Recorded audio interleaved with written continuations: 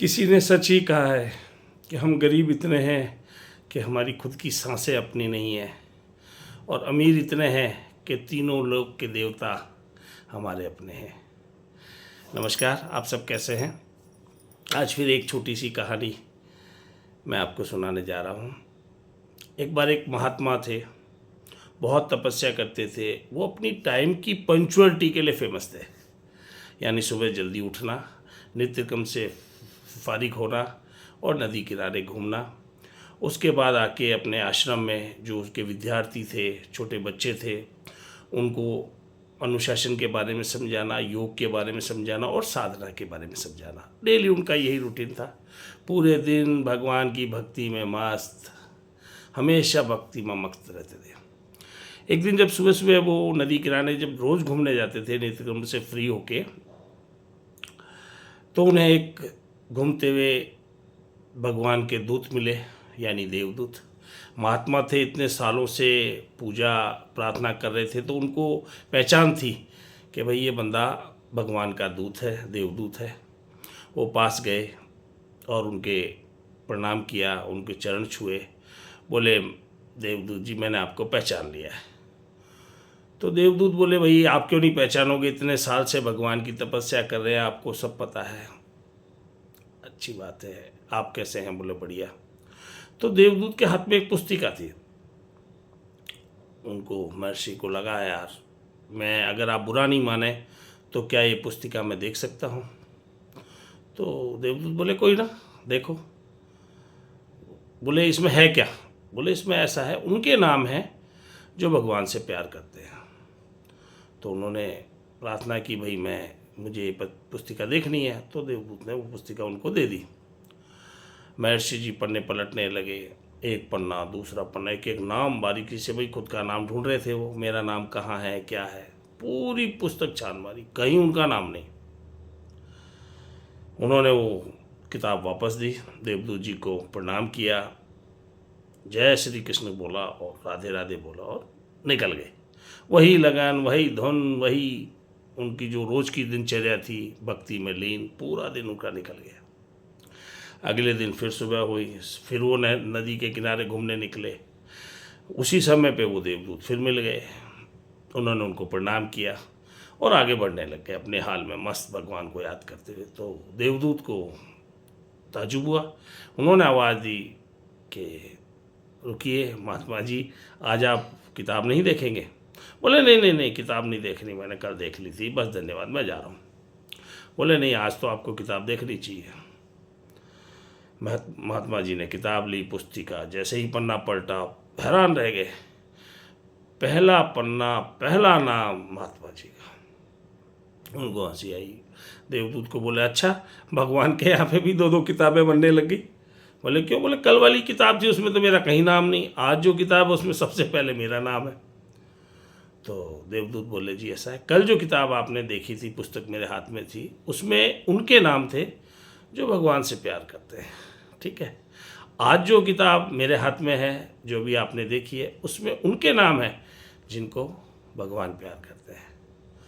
महात्मा जी की आंखों में आंसू वहीं गिर पड़े रोड पे, उनके चरणों में लौट गए और प्रार्थना करने लगे, हे भगवान, ये मेरे से कितनी बड़ी गलती हो जाती, अगर मैं कल नाम नहीं देख के आप पे क्रोधित हो जाता।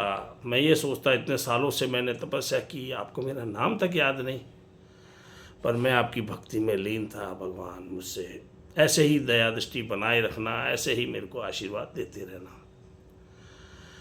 दोस्तों, ये जो कहानी है ना, ये उन साधु महात्मा की या देवदूत की नहीं है, ये आपकी और हमारी कहानी है।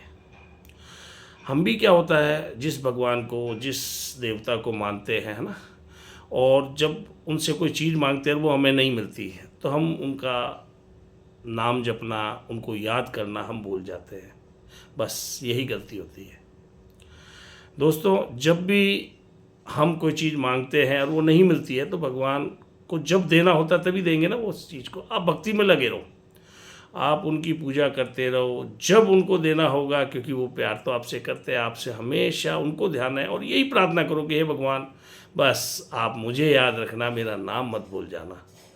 दोस्तों, किस्मत से पहले और भाग्य से ज़्यादा कभी किसी को नहीं मिलता। हताश मत हो, है ना। किसी ने गाड़ी मांगी या पढ़ाई लिखाई अच्छी मांगी या व्यवसाय बहुत अच्छा सफल हो, मान लो नहीं हो रहा है, तो उसका साथ मत छोड़ो। भगवान के घर देर है अंधेर नहीं है। जब आपको उन्होंने आशीर्वाद देना है, कहते हैं ना छप्पर फाड़ के देगा, वो वाली बात सब पे लागू होती है। तो ऐसी ही नई नई कहानियाँ जब मैं देखता हूँ, सुनता हूँ कहीं पे भी, तो मुझे बहुत अच्छा लगता है। और मैं चाहता हूँ, मतलब वाकई में ये चीज़ सही है कि जो जैसे महात्मा जी थे, शुरू से एंड तक जब उन्होंने अपना नाम तक नहीं देखा भगवान को चाहने वालों की लिस्ट में, पर भगवान का जो ध्यान है, जो वो कि वो दिनचर्या, आश्रम जाना, बच्चों को ध्यान योग के बारे में समझाना, है ना, भगवान की भक्ति में लीन रहना, मस्त रहना, नहीं भूले। अगर वो उस जगह भूल जाते कि यार भगवान को तो मेरा नाम ही याद नहीं है ना, भगवान को सब याद, भगवान आपसे प्यार करने लगे हैं। भगवान कहते हैं कि 2 कदम तू मेरी तरफ चल, मैं 4 कदम तुम्हारे साथ तरफ चलता हूँ। ठीक है। एक और मैं आपको छोटी सी कहानी एक बार बताने लगा हूँ। एक भक्त होता है, वो शिव जी की बहुत पूजा करता है। ठीक है, इतनी पूजा करता है पूछो मत। उसको लॉटरी का टिकट की इच्छा होती है, भाई हे भगवान शिव जी 1 करोड़ की लॉटरी मेरे निकलवा दे। महीनों निकल जाते हैं, रोज़ सुबह सही समय पे उसने पूजा करनी, शिव जी के जल चढ़ाना, और एक ही चीज़ मांगनी है, भगवान मेरे लॉटरी 1 करोड़ की निकलवा दे, बस मैं आपका पूरा भक्त हूँ। साल निकले, 2 साल निकले, 5 साल निकल गए। पार्वती जी एक दिन शिव जी को बोली, इतना अच्छा भक्त है, आंधी तूफान बरसात हमेशा फिक्स टाइम है, आते हैं आप पे जल चढ़ाते हैं, सोमवार को दूध चढ़ाते हैं, पुष्प चढ़ाते हैं, एक ही तो चीज़ मांगते हैं, भाई मुझे 1 करोड़ की लॉटरी दिला दे। अब अगर आप इतना सब कुछ सबकी सुनते हैं तो इनकी भी सुन लीजिए। तो शिव जी हंसते हैं, बोलते हैं मैं इसको काफ़ी पहले ही लॉटरी निकलवा देता इसका नंबर, फर्स्ट प्राइज़ भी दिलवा देता, बट टिकट तो खरीदे। दोस्तों प्रयास तो करे, टिकट खरीदना नहीं है, प्रार्थना करनी है कि मेरे 1 करोड़ की लॉटरी निकल जाए। कब निकलेगी? एग्ज़ाम दोगे, पढ़ोगे, है ना, परीक्षा में तभी रिजल्ट आएगा। टिकट खरीदना, भगवान तो टिकट खरीद के आपको देने से रहे कि ले बेटा 1 करोड़ का टिकट भी मेरी तरफ से ले और इनाम तेरे निकलेगा। तो ऐसी छोटी छोटी मजाक में अपन सुनते हैं कोई भी कहानी, है ना। मैंने भी ये कहानी काफ़ी पहले सुनी हुई है शिव जी वाली, बट वाकई में इस पर अप्लाई करना चाहिए और मैंने किया है। तो ज़िंदगी में हमेशा आप जो भी काम कर रहे हैं, बस परिवार के साथ हंस मिल के जो टाइम है उनके साथ खुशी का एंजॉय करें, और हमेशा कुछ ऐसा करके दिखाओ अलग हटके कि आपको दुनिया याद रखे। ठीक है। नमस्कार दोस्तों, और मैं फिर एक बार निवेदन करना चाह रहा हूँ कि मेरे चैनल में जो नए जुड़े हैं, मेरे जो चाहने वाले हैं, प्रशंसक हैं, जो मुझे हमेशा प्रेरणा देते रहते हैं, वो मुझे सब्सक्राइब करें, और इस कहानी को अगर अच्छी लगी हो, इसमें कोई भी बात, इसको शेयर करें। ठीक है, और कमेंट करें, यही मैं आप लोगों से चाहता हूँ। ठीक है, नमस्कार दोस्तों, आपका दिन शुभ हो।